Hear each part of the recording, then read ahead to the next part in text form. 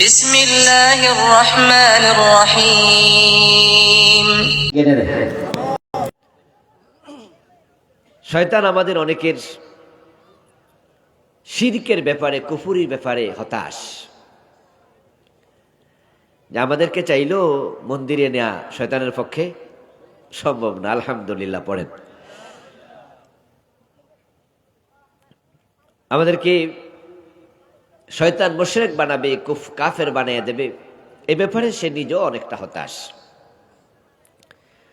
কিন্তু আমরা যে আমল করছি, আমলের মাঝে পেঁচ লাগাবে, এ নিয়ে সে হতাশ না। এজন্য আমরা নামাজে দাঁড়াইলে, নামাজে দাঁড়ানোর পর মন কি লালমাই বাজার মাঝে মাঝে যায় না? সারাক্ষণ নামাজের ভিতরে মন থাকে তো, না পেঁচ লাগে? আমার কিন্তু লাগে, আপনাদের মনে হয় লাগে না? লাগে? হ্যাঁ। নামাজের মাঝে একটা আলাদা শয়তান আছে, অজুর মাঝে আরেকটা শয়তান আছে, ভিন্ন নাম আছে। নামাজে যে পেঁচ লাগায় এটার নাম খেনজাম, অজুর মাঝে পেঁচ লাগায় এটার নাম অলহান। নামাজে দাঁড়ানোর পরে এক রাকাত পড়ছি না দুই রাকাত পড়ছি, কেরাত পড়ছি না পড়ি নাই, এ জাতীয় মাঝে মাঝে পেঁচ লাগে না? শয়তান আমাদের বিভ্রান্ত করে। এরপরে নামাজে দাঁড়ানোর পরেও তাড়াহুড়ো প্রবণতা তৈরি করে, রুকু দিয়ে সোজা হয়ে খাড়ায় না, দুই সেজদার মাঝখানে বসে না, এমন কিছু নামাজি নাই? আমলে পেঁচ লাগায় দেয়। অজুর মাঝে পেঁচ লাগায় কিভাবে? অজুর মাঝে পেঁচ লাগায় আমরা যেন অজুর সুন্নাত তরক করি, এজন্য হাত বালা করে দুইছেন, এরপরও শয়তানে কয় না এখনো হয় না, আরেকবার দো। তো আরেকবার দুইছেন, কয় না এক দুই জায়গা বাকি আছে, আরেকবার দো। তিনবার হয়েছে তো সুন্না, আলহামদুলিল্লাহ। একবার ফরজ, তিনবার সুন্না, কিন্তু শয়তান কয় এখনো হয় না, আরেকবার দো। এজন্য এক অঙ্গ চারবার পাঁচবার দো এমন লোক আছে। আমি এমন অজুওয়ালাও দেখছি, চার পাঁচবার দুইয়া পরে বিশ্বাস হয় না, পুরো হাত পানি ঢুকে দেয়। তা আপনাকে শয়তান যখন সুন্নার সীমা থেকে বের করেছে, মনে রাখবেন যে আমলে সুন্না নাই, ওই আমলে সওয়াব নাই। তো কিছু লোক মাহফিলে আসছিল বাড়ি থেকে, শয়তান বাড়িতে আটকাইতে পারে নাই, তবে দোকানে আটকাইছে। আমরা ওদের প্রসঙ্গে বলতেছিলাম নাকি? আর কিছু আল্লাহর বান্দা আলহামদুলিল্লাহ অলরেডি আপনারা মাঠে চলে আসছেন। আমার মনে হয় দোকানের লোকেরা মাঠে আসলে মোটামুটি মাঠ ভরে যাবে, বলেন ইনশাআল্লাহ। যারা বাড়িতে আছেন, মাইকের আওয়াজ কান পর্যন্ত পৌঁছেছে, চলে আসুন। এটা কোরআনের মাহফিল। যতক্ষণ বসে থাকবেন সওয়াব কম হবে আর বেশি হবে এটা পরের কথা, কিন্তু যতক্ষণ বসে থাকবেন ততক্ষণ কোনো গুনাহ হবে না। ঠিক না? ঠিক না? ঠিক না? এখানে কোনো গান বাজনা হবে না, এখানে কোনো অশ্লীল বাক্যালাপ হবে না। যতক্ষণই আলেমরা কথা বলে কোরআন এবং হাদিস থেকে বলবে, এই 1 ঘন্টা 2 ঘন্টা কমপক্ষে গুনাহমুক্ত জিন্দিগি আপনি তৈরি করলেন। আর যাদের একটু চিন্তাটাই ভালো, যে মাহফিলে যাই, আলেম ওলামা থেকে 2-4 কথা শুনি, কোরআন হাদিসের কথা শুনলে তো হেদায়াত পাইলেও পাইতে পারি, নতুন কোনো এলেম আজকে জানলেও জানতে পারি, এই চিন্তা নিয়ে যিনি আসছেন, হাদিসে পাওয়া যায় মান খারাজা লিতালাবিল ইলমি কানা কাফারাতান লিমা মাদা। যে ব্যক্তি দ্বীনি ইলম শিখার জন্য ঘর থেকে বের হলো, তার এই বের হওয়ার উসিলায় আল্লাহ আমল নামার সগীরা গুনাহ মাফ করে দেয়। আর এখানে যতক্ষণ বসে থাকবেন ইবাদত হিসাবে আল্লাহ গণ্য করবে। আল্লাহ তাআলার অগণিত শুকরিয়া যে মহান মনিব অত্যন্ত মেহেরবানি করে আমাদের সকলকে কনকনে শীতের মাঝে কোরআনের আহ্বানে, কোরআনেরই ময়দানে উপস্থিত হওয়ার তৌফিক দিলেন। কৃতজ্ঞতা আল্লাহকে জানাই, যিনি আমাদেরকে সুস্থ রাখলেন। সে কৃতজ্ঞতা স্বরূপ আলোচনার শুরুতে সবাই মিলে একবার আমরা কালিমাত শুকর পড়ি, আলহামদুলিল্লাহ। আমার সাথে পড়ুন, রব্বানা লাকাল হামদ হামদান কাসীরা তাইয়্যিবা মুবারাকান ফীহ সুবহানাল্লাহি ওয়া বিহামদিহি আদাদা খালকিহি ওয়া রিদা নাফসিহি ওয়া জিনাতা আরশিহি ওয়া মিদাদা কালিমাতিহি সুবহানাল্লাহি ওয়া বিহামদিহি সুবহানাল্লাহিল আযীম। সম্মানিত দিনী ভাইরা, আমি আপনাদের সম্মুখে পবিত্র কোরআন মাজিদ থেকে সূরাতুত তাগাবুন এর 14 নম্বর আয়াতে কারিমা তেলাওয়াত করেছি। নবীজি সাল্লাল্লাহু আলাইহি সাল্লামের পবিত্র মুখ অনুসৃত একখানা ছোট্ট হাদিস পড়েছি। আল্লাহ তাআলা তৌফিক দিলে এখান থেকে কিছু কথা বলবো ইনশাআল্লাহ। আমার তেলাওয়াতকৃত সূরা সূরাতুত তাগাবুন। কি নাম? বলুন বলুন না, কি নাম? কোরআনে মোট সূরা আছে কত? 114 সূরার সবগুলার নাম আমরা সবাই জানি তো? জানি না। তো আজকে কমপক্ষে একটা শিখে যান, তাও তো একটা কমলো। সব সূরার নাম আপনারা জানেন না। ফিল জানেন, কুরাইশ জানেন, কাউসার জানেন, কাফিরুন জানেন। কোরআন শরীফের শেষ দিকে সূরাগুলো আমরা জানি, কিন্তু ভিতরের সূরা সব নাম জানি না। তো মাহফিলগুলোতে আসলে প্রত্যেক হুজুর কিন্তু কোথায় থেকে পড়েছে বলার চেষ্টা করে। তাহলে আপনি যদি 50টা মাহফিল শোনেন আর প্রতি মাহফিলে কমপক্ষে একটা সূরার নাম মুখস্থ হয়, তাও তো কয়টা হয়ে যাবে? এটাই তো এলেম। আমরা অল্প অল্প করে শিখব। অল্প অল্প করে শিখতে শিখতে আমাদের কলবে বেশি এলেম জমা হবে। ক্ষুদ্র ক্ষুদ্র বালিকণা, বিন্দু বিন্দু জল গড়ে তোলে মহাদেশ, সাগর অতল। আকাশ থেকে যখন বৃষ্টি পড়ে, কখনোই কি বৃষ্টির এক ফোঁটা 100 ওজনের পড়ছে? দেখেন নাই মনে হয়? বৃষ্টি পড়তে দেখেন না? এত বড় বড় ফোঁটা পড়ছে কোনোদিন? পরে তো পিছি পিছি পিছি, কিন্তু লাগাতার যদি 3-4 দিন পরে বন্যা হয়ে যায়, ঠিক না? এই ছোট ছোট জমতে জমতে বন্যা। ইলনাল জিবালা মিনাল হাসা, এই যে বিশাল বড় পাহাড় আছে, হিমালয় পর্বত, সবটা কি একটা পাথর দিয়ে তৈরি? একটা বালির চাকা দিয়ে তৈরি? ছোট ছোট ছোট ছোট কিছু পাথর, কিছু বালি, এগুলো জমা হতে হতে হিমালয় পর্বত 29,000 ফিট উঁচু। এজন্য কোনো এলেমকে ছোট মনে করবেন না, শিখবেন। যেখানে পান সেখানে শিখবেন।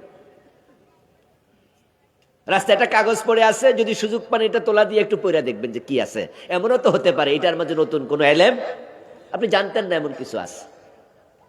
বিশ্বজোড়া পাঠশালা মোর, সবার আমি ছাত্র, নতুন করে কত কিছু শিখছি দিবারাত্র। একটা মৌচাকে 2 কেজি 2.5 কেজিও মধু থাকে, কিন্তু যে মৌমাছি মধু সংগ্রহ করে ওই বেটার মুখে কতটুকু মধু জায়গা হয়? ও বেটা যে মুখ দিয়া মধু আনে কতটুকু জায়গা হয়? এর মুখে কত বড়। কিন্তু যখন সে বারবার যায়, বারবার জমা করে, হাজার হাজার মৌমাছি প্রতিদিন ফুল থেকে সামান্য সামান্য মধু এনে মৌচাকে জমা করছে। অল্প অল্প হোক, বেশি পরিমাণ জমা হওয়ার কারণে 1 মাসে 2, 2.5, 3 কেজি 5 কেজিও জমে যায়, ঠিক নয়? এলেমকে কখনো হেয় মনে করবেন না।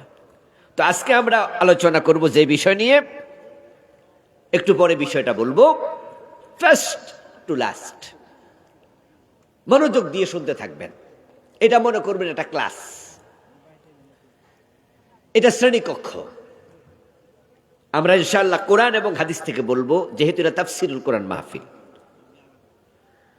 আর কোরআন এবং হাদিসের ইলম আমাদের সমৃদ্ধ করবে। এমনও তো হতে পারে যে এখানের কোনো আলোচনা আপনার জীবনে বড় কোনো উপকারেও আসবে। সূরা তাগাবুন, তাগাবুন শব্দের অর্থ হচ্ছে ধোঁকাবাজি। গবন ধোকা দেয়া। তাগাবুন পরস্পর ধোকা দেয়া। ধোকাবাজি এর মানে কি? তাগাবুন শব্দের অর্থ ধোকাবাজি, কিন্তু আল্লাহ তাআলা এখানে তাগাবুন বলতে কিয়ামতের দিবসকে বুঝিয়েছেন। তিনি বলেছেন কিয়ামতের দিবসকে ইয়াউমুত তাগাবুন। তাহলে বোঝা গেল কিয়ামত দিবসে মানুষ কি করবে? ধোকাবাজি করবে। সূরা তাগাবুনের 9 নম্বর আয়াত, ইয়াউমা ইয়াজমাউকুম লিয়াউমিল জামঈ যালিকা ইয়াউমুত তাগাবুন। সেদিন আল্লাহ তোমাদের সকলকে একত্রিত করবেন। আমরা এখন এক একজন এক এক জায়গায় আছি, কেউ আমেরিকায়, কেউ ইউরোপে, কেউ বাংলাদেশে, কেউ আরব দেশে, কিন্তু কিয়ামতের দিন সব মানুষ থাকবো একসাথে। আজ থেকে 200 বছর আগে যারা পৃথিবীতে ছিল তাদের একজনও এখন পৃথিবীতে নাই। আজকে যারা আমরা বেঁচে আছি, আজ থেকে 200 বছর পরে আমরা একজনও থাকার সম্ভাবনাও নাই। কিন্তু সেদিন সব মানুষ একসাথে হাজির হওয়া লাগবে। ইয়াউমা ইয়াজমাউকুম, সেদিন আল্লাহ তোমাদেরকে একসাথ করবেন। লিয়াউমিল জামঈ, এটা একত্রিত হওয়ার দিন। যালিকা ইয়াউমুত তাগাবুন, আর সে দিবস হচ্ছে ধোঁকাবাজির দিবস। কিয়ামতের অনেক নাম, একটা হলো ইয়াউমুল কিয়ামা, আর একটা ইয়াউমুল হাসর, আর একটা ইয়াউমুদ্দিন, আর একটা ইয়াউমুল জাযা। এভাবে কিয়ামতের বিভিন্ন নাম। আর আজকে শুনলাম এটার নাম ইয়াউমুদ। ওয়াজ কি বাড়ি নেবেন না, সব এখানে রেখে যাবেন? এই জন্য শব্দ শিখেন, বলেন না ইয়াউমুত তাগাবুন। কি নাম? ইয়াউমুল কিয়ামা। এটা তো শুনছেন না, এটা মুখস্থ আছে। ইয়াউমুল কিয়ামা, ইয়াউমুল হাসর, মালিক ইয়াউমিদ্দিন, ইয়াউমুদ্দিন, ইয়াউমুল জাযা, ইয়াউমুত তানাদ। তানাদ মানে আহ্বান করা। অনেক নাম কিয়ামতের। আর আজকে শুনলাম আমরা ইয়াউমুত তাগাবুন। তো কিয়ামতের দিবসকে কেন তাগাবুন দিবস বলে, এ বিষয়ে কথা বলে আমি আয়াতে ঢুকব।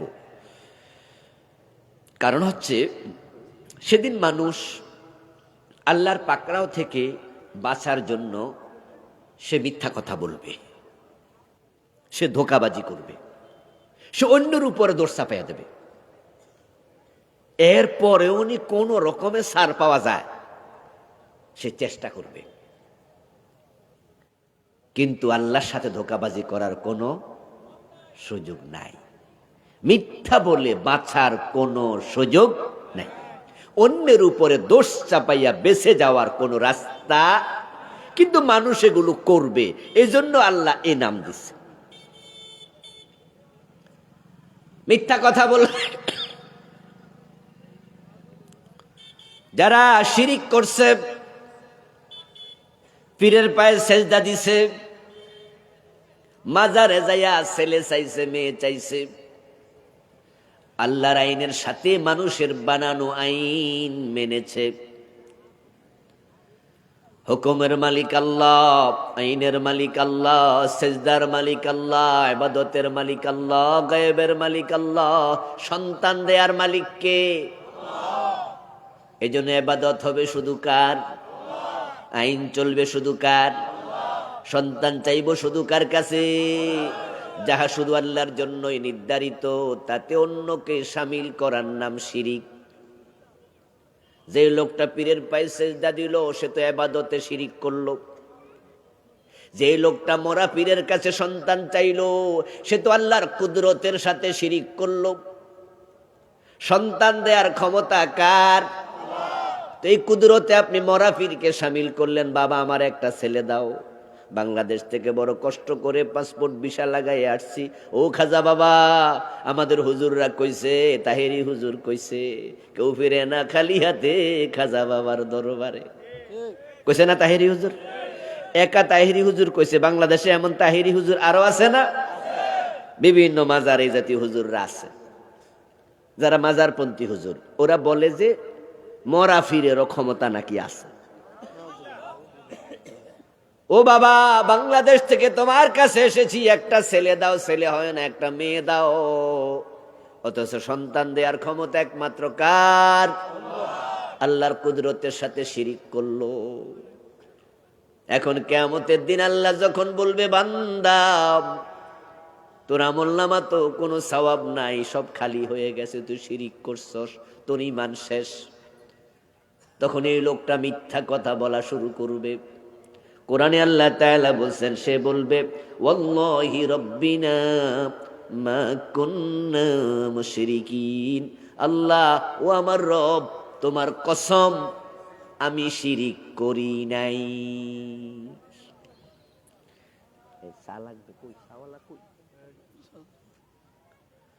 ওয়াল্লাহি রাব্বিনা, আল্লাহ তোমার কসম তুমি আমার রব, মা কুন্না মুশরিকিন, আমরা শিরিক করি না, আমি শিরিক করি নাই। আল্লাহ কোরআনে বলো, নবী উনজুর কাইফা কাযাবু আলা আনফুসিহিম, সুবহানাল্লাহ পড়েন। হে রাসূল আপনি দেখেন, আপনি দেখেন এই লোকগুলো নিজের ব্যাপারে কত মিথ্যা কথা কইতাছে। হে তো বলে শিরিক করে নাই। আচ্ছা, আপনি যাহা করছেন, যাহা বলছেন, এগুলা কি আমল নামায় রেকর্ড হয় না? তো মিছা কইয়া কোনো লাভ আছে? আরে দুনিয়ার আদালতে মিছা কথা কওয়া যায়। আপনি একজনের মাথায় বাড়ি মারছেন, মাথা দিচ্ছেন ফাটাইয়া, হাকিমের সামনে খাড়ায় করলেন যে স্যার আমি বাড়ি মার মোহেরে, আমি তো এলাকায় এদিন ছিলামই না। এমন ঘটনা ঘটে না? কই যে আমি ছিলামই না এলাকায়, আমি ঢাকা ছিলাম ওই দিন। হেরে কেডা বাড়ি মেয়েরা মাথা বাড়াইছে বরুরা, আমি জানি, আমি ঢাকায় তো ছিলাম স্যার। এখন হাকিম অত জানে না আসলে আপনি কইছিলেন। হাকিম কি আপনার লগে লগে ঘুরছে? হাকিম কিন্তু কনফিউজ, হাকিম কিন্তু কনফিউজ। হাকিম বলে, এই আপনি তখন ওই দিন বরুরা ছিলেন না? আপনি বলতেছেন না স্যার আমি ঢাকায় ছিলাম। এবার হাকিম বলে, ঠিকই তো, ঢাকা থাকলে মাথা ফাড়াইলো কেডা? তাহলে এখন বিচারের জন্য সাক্ষী লাগবে। আচ্ছা, আপনি যে মাথা ফাড়াইছে, আপনি মামলা দিলেন তার বিরুদ্ধে, হে বলতেছে ঢাকায় ছিল, তাহলে আপনার পক্ষে সাক্ষী আনেন। এখন সাক্ষী আইসা কয় যে স্যার হে মিছা কথা কইছে, হে আসলে হাজির ছিল, সে মারছে। সাক্ষী লাগে, কারণ হাকিম দেখে না, হাকিম এখানে ছিল না। কিন্তু আল্লাহ তো হাকিম। আল্লাহ কি হাকিম না? সকল হাকিমেরও হাকিম নাকি? এবার বলুন তো, আল্লাহ বিচার করতে সাক্ষী দরকার আসেনি? আল্লাহ কি সব জায়গায় দেখে না? তিনি এমন এক বিচারক যিনি আবার সাক্ষী নিজেই।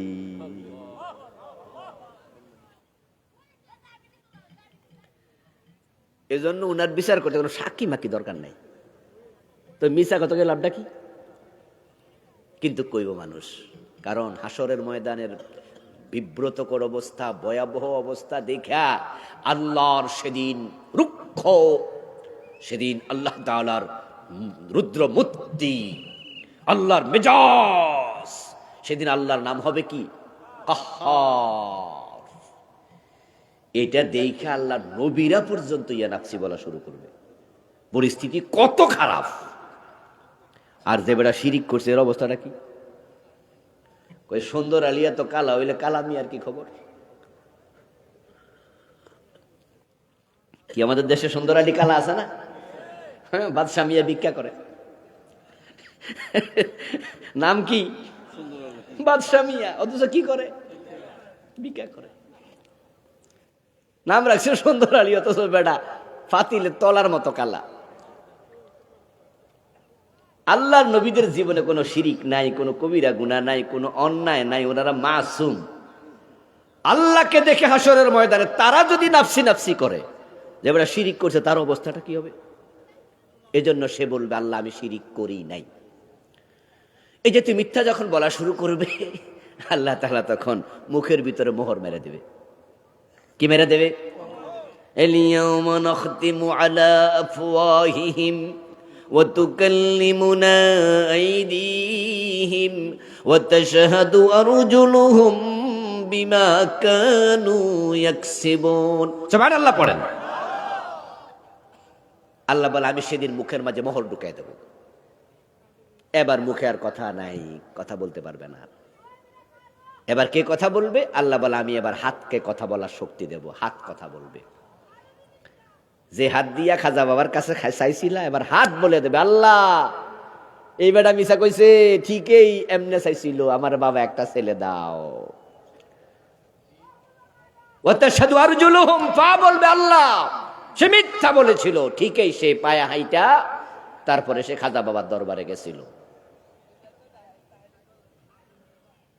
এই জান দিয়ে মিথ্যা বলবে। আচ্ছা, মিথ্যা বলা কি একটা প্রতারণা না? কথা বলে না কেন ভাইয়েরা? মিথ্যা বলা কি ধোঁকাবাজি না? সে কিন্তু মিথ্যা বলছে, এই জন্য এটার নাম কি? ইয়াউমুত তাগাবুন। আচ্ছা, এ গেল একটা। আরেকটা হবে কি জানেন? ভণ্ড পীরের মাজারে যে সেজদা মারছে, আল্লাহ যখন বলবে মিয়া সেজদার মালিক ছিলাম আমি, সেজদা মারছো কেন? পীরের পায়ে জবাব দাও। তখন বলবে আল্লাহ আমার কোনো দোষ নাই, ওই যে পিশাব হুজুর আমারে কইছে উনারে সেজদা দিলে উনি আমারে লগে লইয়া বেহেশতে যাবে।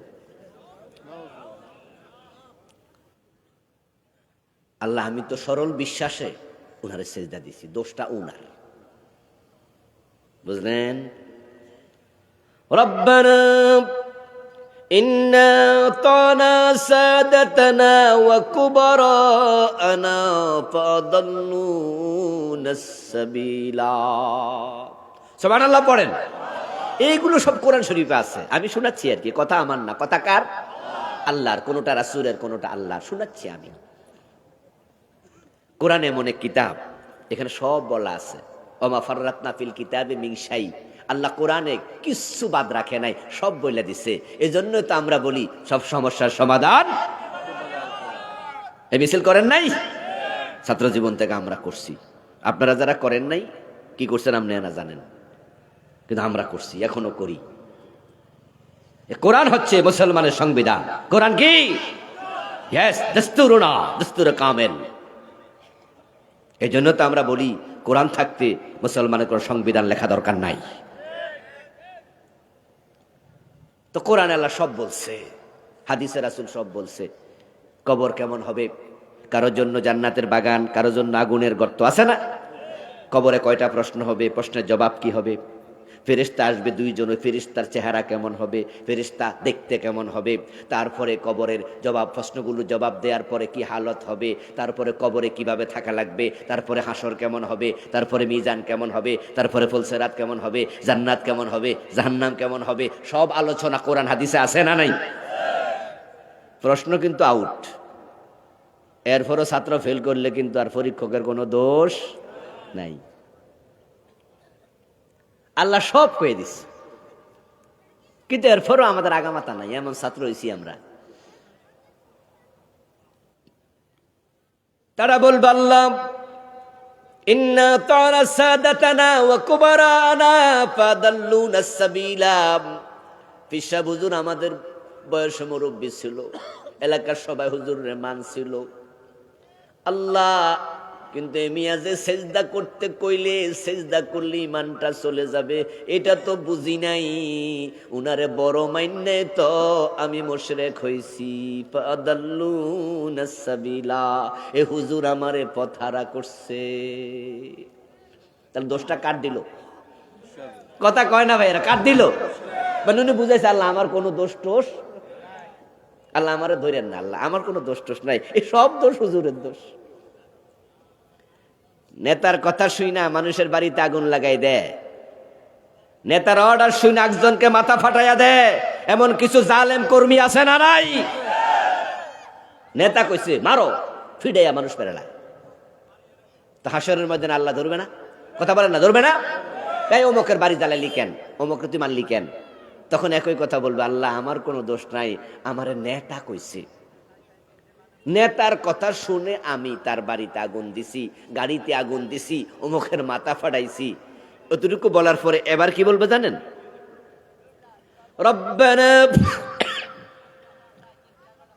আতিহিম দিফাইন মিনাল আযাব। ও আমার রব, ওই নেতারে পীর সাহেবরে আপনি ডাবল আযাব দেন, 2 গুণ দেন। একটা হলো উনার নিজেরটা, আর একটা হইলো আমারটা। তাহলে আমারটা সহ যদি আপনি নেতারে দেন, পীর সাহেবরে দেন, তাহলে আমি মুক্তি পেয়ে গেলাম না? এজন্য দোষ দিবে কার? বড় নেতা আর পীরের। পীর সাহেব সাথে সাথে বলবে, আল্লাহ থামেন তো, এই লোকের আপনি থামান, হে মিছা কথা কয়, তারা আমি জোর কইরা আমার মাজার আনি নাই। মরা ফিরে সেজদা দিছে, ফির তো মরে গেছে, তো তুমি গেলা কেন? আর যেই ফিরকে সেজদা দিছো, ওই ফিরকে তোমাকে গাড়ে ধরাইয়া কোন ফিরকে সেজদা দেয়াইছে, তো আমার কথা তুমি শুনলা কেন? তুমি শুনতে তো বাধ্য ছিলে না। আরো মজার কিছু ব্যাপার আছে, যেখানে দেখবেন যে বন্ড ফিরের মাজার আছে, বন্ড ফিরের মাজারে দেখবেন যে সেখানে লাল পতাকাও, এবং মাজারটা যে ঢাকনা থাকে শালু কাপড়, এটা কি সাদা হয় না লাল হয়? হয়তো সেদিন ফির কইব, আল্লাহ আমি তো লাল রং দিয়া শুইছিলাম, বুঝাইছি দ্বারে কাছে আসিস নাই, আইলো কেন? লাল পতাকা, লাল সিগনাল, লাল সিগনাল দিয়ে কি বুঝায়? কাছেও না দূরে থাকো? যারা বোঝে সবাই বলেন। রেড সিগন্যাল কি কাছে না দূরে? আসো, তো তুমি কাছে গেলা কেন? আমরা যখন গাড়ি চালাই, আপনারা যখন গাড়ি চালান দেখবেন যে গাড়িতে চলেন, যখন লাল বাতি জ্বলে তখন কি গাড়ি আর চালানো যায়? লাল মানে কি? থামো, লাল মানে সামনে আসবা না, ডোন্ট ক্রস ইউর লিমিট, এটা বোঝানোর জন্য কি আসে? Red sign, red signal. তো হে আইলো কেন? এবার সে বলবে, আল্লাহ হেরে ডাবল ফিডা ফিডো, ডাবল শাস্তি ওকে দাও। নেতারে কর্মী দোষে, কর্মীরে নেতা দোষ দেবে, মুরিদের পীর সাহেব দোষ দেবে, আবার পীর সাহেবরে মুরিদে দোষ দেবে, একজনের দোষ আর একজনের গাড়ে চাপাবে। রব্বানা আতিহিম দিফাইনি মিনাল আযাব, ও আল্লাহ তাকে ডাবল শাস্তি দাও। এবার আল্লাহ কি বলবে শুনুন, আল্লাহ বলবে, চালাকি করো না, লিকুল্লিন দিফ, আমি দুজনের জন্য ডাবল শাস্তি রাখছি। তুমি কইলা কেন আর তুমি শুনলা কেন? তোমার কি আকল ছিল না? তোমার কি বিবেক ছিল না? নেতা বললে মানুষের বাড়িতে আগুন দেবা, এই মেয়ে তোমার বিবেক দেই নাই, কেন দিলা? আর নেতাকে বলবে, তুমি কেন এই আদেশ করলা, তুমি অন্যায় কথা কেন বললা? তাহলে আপনারা আমার সামনে যারা আছেন, আপনারাও কিন্তু প্রত্যেকে নেতা, কেউ সমাজের নেতা, কেউ রাষ্ট্রের নেতা, কেউ নিজের ঘরের নেতা, ঠিক কিনা? আপনাদের সন্তান আছে না? সন্তানকে বাবা আদেশ দে, বাবা কয় যে কি রে, তোর চাচার লগে আমি ঝগড়া লাগছিলাম, তখন তুই কই আসছিলি, তুই কদ্দূর গেলে তো দুজনে ঝগড়া করতে পারতাম, তুই লাড়িটা আগে দিল তো, ওই তো লাগছিলাম যখন। নিজের ছেলেকে সাথে নিয়ে ভাইকে ঠেকাতে যায়, ব্যাককল বেকুফ। তোমার সন্তানকে সাথে নিয়ে তোমার ভাইয়ের সাথে ঝগড়া করতে যেও না। ভাইয়ে ভাইয়ে ঝগড়া হয়, জায়গা জমিন নিয়ে হয়, এটা নিয়ে সেটা নিয়ে হয়, না হওয়াই ভালো, এরপরও কখনো কখনো হয়, কিন্তু সেখানে সন্তানকে টেনে নিও না, কারণ তোমার ভাই তার মুরব্বী। যখন সে তোমার আশকারা পাইয়া তোমার ভাইকে গালি দেবে, অপেক্ষা করো, কিছুদিন পরে গালি তোমাকেও দেবে। আজকে সাসারে দিছে, কালকে বাপকে দেবে। বরং আমাদের উচিত হচ্ছে সন্তান অন্যায় করে তাকে বাধা দেয়া, থামাইয়া দেয়া, আদব শিখানো। আপনি আপনার ভাইয়ের সাথে কথা বলছেন, হতে পারে সেখানে একটু কোনো কথা বলতে গিয়ে হটটক, একটু বাক্যটা চড়া হচ্ছে, একটু হালকা ঝগড়ার মতো। এখানে আপনার ছেলে যদি আপনার পক্ষ নিয়ে বলে, চাচা তুমি এটা কেন করো, আপনি এটা কেন করেন, আপনার উচিত তখন ঝগড়া থামিয়া বলা, এই বেটা তুই এখানে কেন কথা বলবি, ছট, আমরা ভাইয়ে ভাইয়ে দেখছি কি হয়, তুই যা। যে সন্তান আপনার থেকে আদব শিখবে, আশা করা যায় ভবিষ্যতে আপনার সাথেও বেয়াদবি করবে না। কিন্তু আমরা তো বুঝি না, না বুঝে সন্তান উল্টা পাল্টা করলো, আমরা কই মাশাআল্লাহ, কি কয়, ছেলে করছে আমার ছেলে মাশাআল্লাহ। স্কুল থেকে আসার পথে, প্রাইমারিতে পড়ে, স্কুল থেকে আসার পথে স্কুল ড্রেসের পকেটে পাশের ক্ষেত থেকে কয়টা কাঁচা মরিচ নিয়ে, তারপরে দুপুর বেলায় বাসায় গেছে, মা ডাল পাকাইছে, তরকারি পাকাইছে, খাইতে বসছে,